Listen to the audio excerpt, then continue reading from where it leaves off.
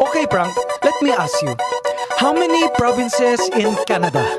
10? Okay, how many provinces in China? 23. How many provinces in the Philippines?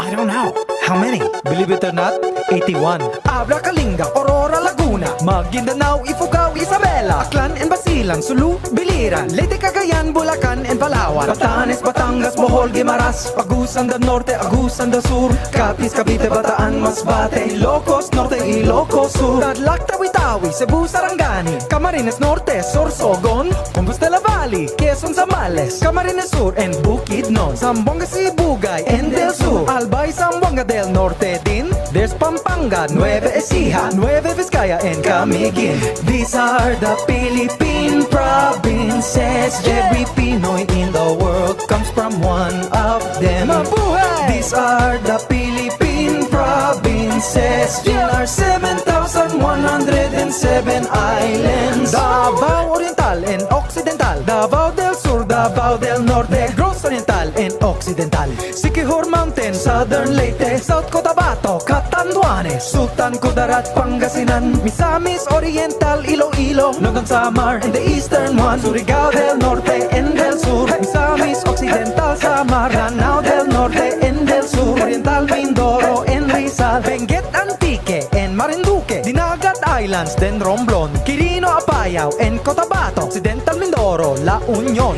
These are the Philippine provinces. Every Pinoy in the world comes from one of them. Mabuhay! These are the Philippine provinces. In our 7,107 islands. Okay, Frank, let me ask you. How many